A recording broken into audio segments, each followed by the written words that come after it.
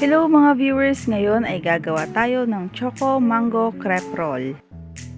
Ang mga sumusunod ay listahan ng ating mga ingredients. Ilalagay ko rin ito sa description box below para mas mabasa niyong mabuti. Sa first step ng recipe natin ito, kailangan natin gawin ang chocolate frosting. Kung meron kayong isang bloke ng chocolate katulad ko, i-chop nyo lang ito sa maliliit na chunk para mas mabilis itong matunaw.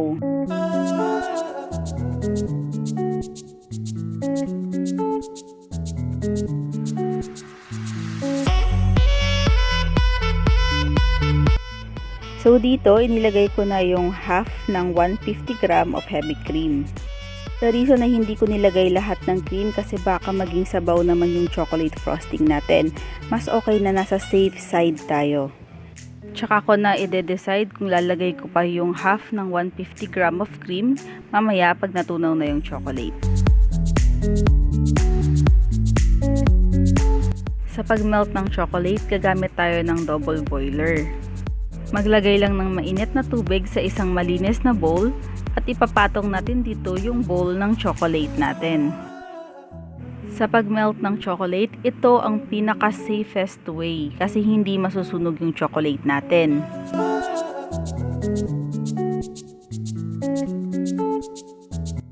Sa part na ito, hahaluin lang natin ng maigi yung chocolate natin hanggang sa matunaw silang lahat.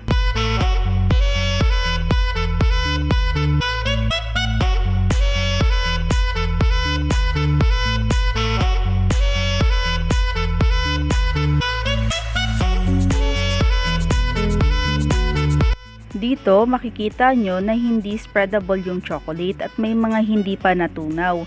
Kaya dinagdag ko na yung kalahati pa ng 150 gram of heavy cream.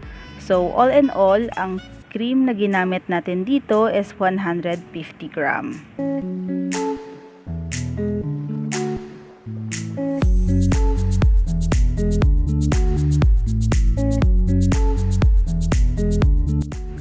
Haluin lang natin itong mabuti hanggang matunaw yung chocolate at well blended na din yung cream. Stop na natin yung paghalo pag mukha na itong chocolate na palaman.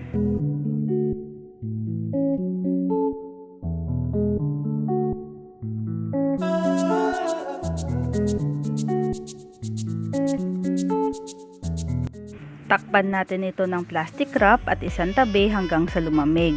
Huwag natin itong ilalagay sa ref kasi ibibit natin ito mamaya para maging chocolate frosting.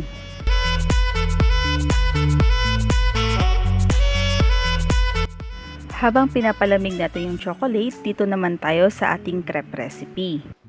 Dito, i-upgrade lang natin yung simple at basic crepe recipe na ginawa natin dati. So sa paggawa ng crepe, lagi nating sasalain yung harina at yung asukal para smooth ang ating crepe.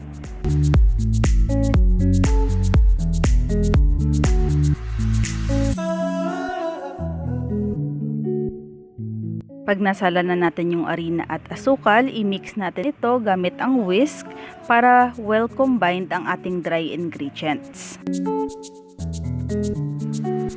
Ilagay natin pa unti-unti yung evaporated milk para hindi magbuo-buo yung harina at mas madali itong haluin.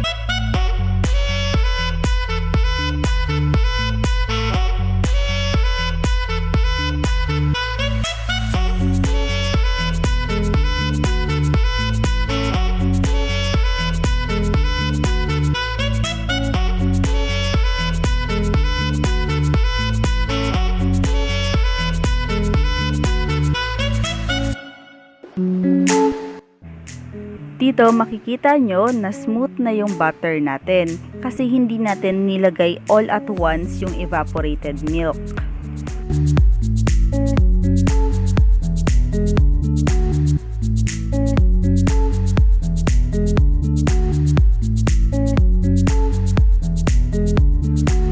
Pag nahalo na nating mabuti yung gatas at yung harina, ilagay na natin yung itlog. Paisa-isa lang sa paglagay sa itlog para mahalo natin itong mabuti.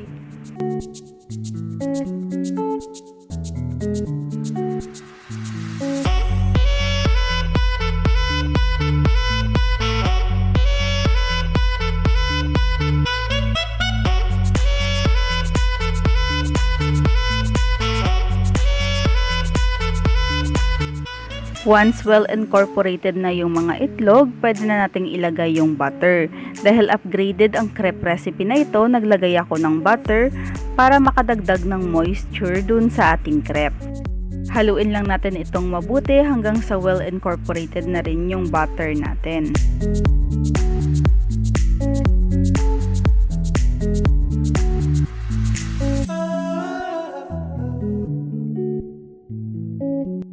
Once well incorporated na lahat ng ingredients dun sa ating crepe batter, salain na natin ito para ma-avoid yung mga lumps of flour.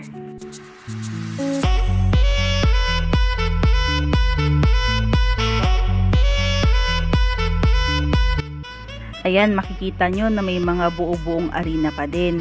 Itapon lang natin yan, huwag na nating ibabalik dun sa crepe batter natin.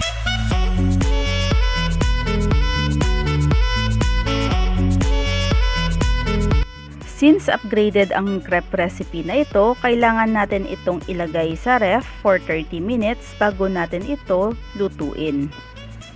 Ilalagay natin ito sa ref para mas lumapot yung crepe batter natin at mas maging smooth siya pag niluto na.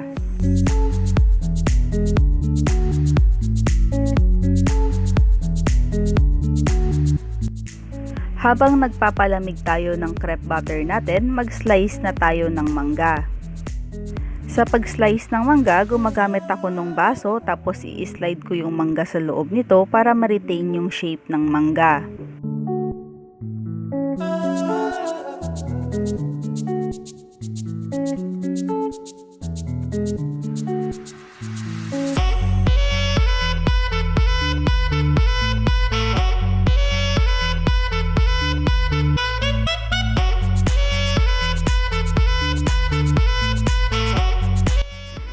Slice natin ng pahaba yung isang pisngi ng mangga dahil ito yung magiging center natin mamaya sa crepe roll.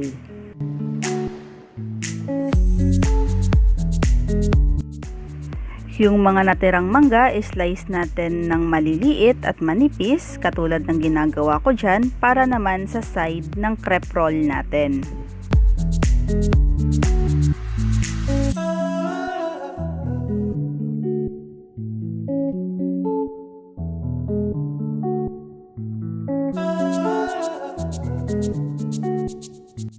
Ayan, so ganyan lang siya kaliit at kanipis yung para sa side ng crepe roll natin.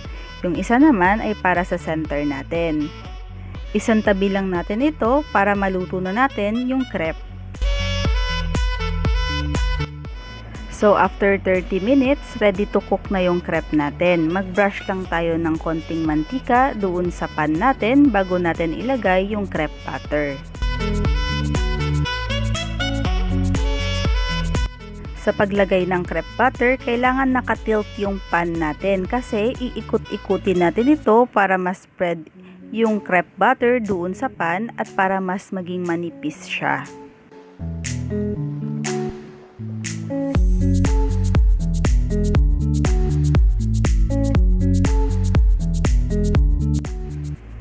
Lutuin lang natin both sides ng crepe and then pwede natin itong iset aside hanggang sa lumamig.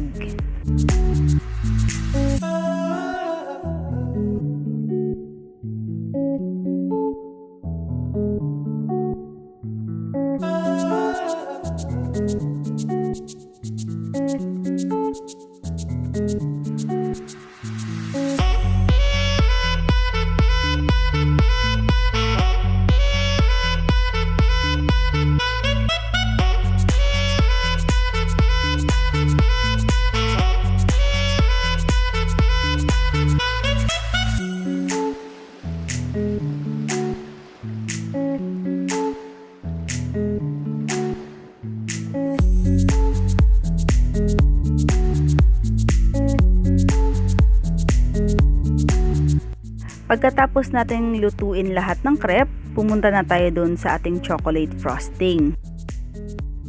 I-beat lang natin yung chocolate hanggang sa mag-light yung kulay niya katulad niyan. Kanina dark yung kulay niyan, ngayon medyo brown na siya. So stop na natin yung pag-beat kapag spreadable na yung chocolate.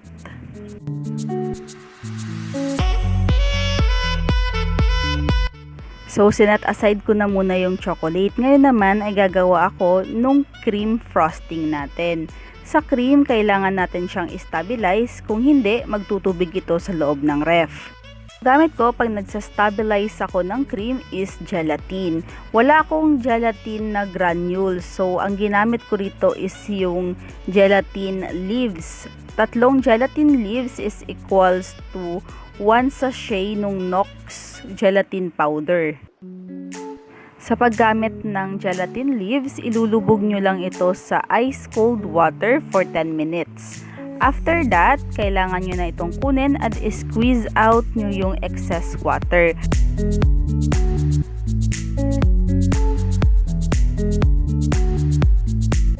After nyong squeeze out yung gelatin ninyo, kailangan itong tunawin sa double boiler. Huwag nyo itong lulutuin kasi mawawala yung effect ng gelatin. So, mas okay kapag double boiler lang yung gagamitin nyo kapag tinunaw nyo ito. Dahil tapos na yung gelatin natin i-prepare, maglagay tayo ng heavy cream sa isang bowl with 2 tablespoons of sugar. Then, i-beat natin ito hanggang sa mag-thicken yung cream.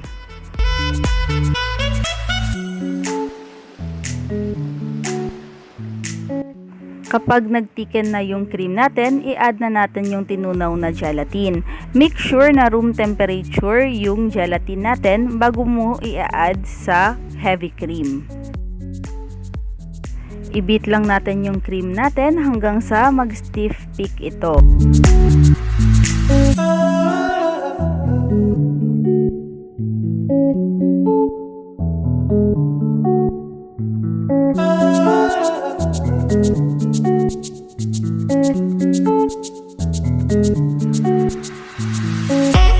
Dito makikita nyo na nung inangat ko yung beater, patulis na yung tip ng cream natin. So yan na yung stiff peak. Stop na yung pagmimix natin kapag kaganyan na yung lumabas.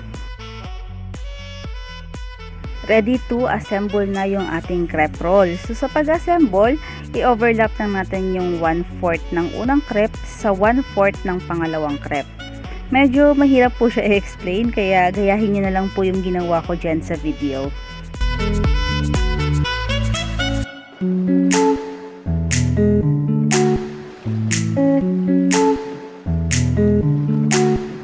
Ilagay ko na yung center natin doon sa unang crepe. So kapag lumalabas yung center ng mangga, yung mangga na yan, pwede nyo naman siyang i-push back doon sa loob. Walang kaso po yun. So first layer is chocolate, pero pwede rin cream. Depende na lang po sa preference ninyo. Sure lang po natin na ma-spread natin yung chocolate hanggang doon sa ilalim nung nag-overlap na crepe natin. Kasi ito yung magbibigay ng glue effect doon sa crepe natin para hindi siya matanggal-tanggal kapag freeze na natin siya mamaya.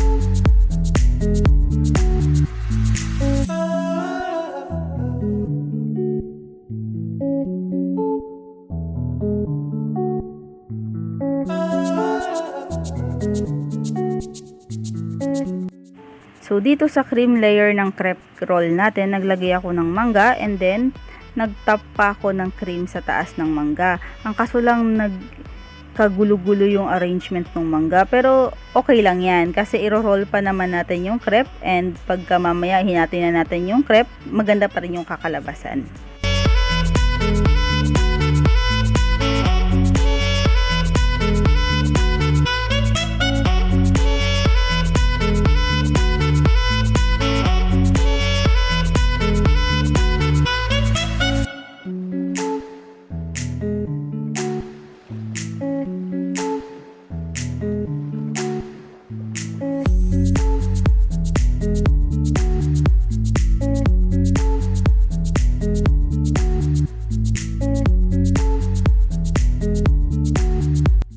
After natin i-roll yung crepe, balutin na natin ito ng parchment paper na pinanghapin sa lamesa, katulad niyang kulay brown na yan.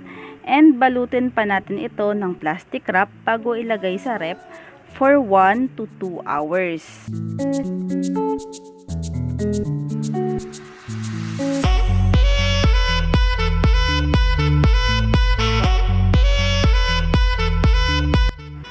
So, after 2 hours, malamig at chilled na rin yung crepe roll natin. So, judgment time na. Papakita ko sa inyo kung gaano siya kasarap.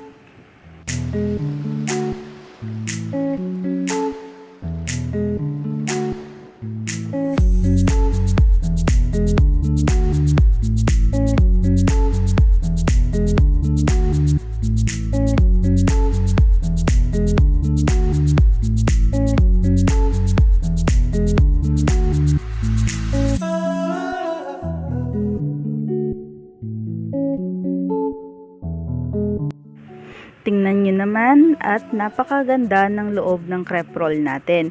So kung medyo boring na sa inyo yung basic crepe lang natin, pwede kayong mag-extra effort at gumawa ng crepe roll katulad nito.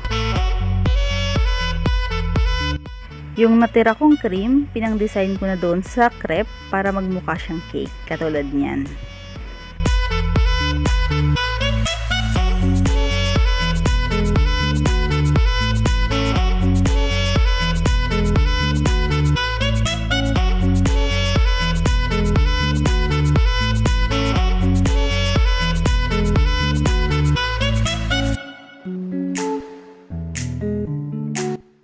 And there you have it po, ang ating Choco Mango Crepe Roll.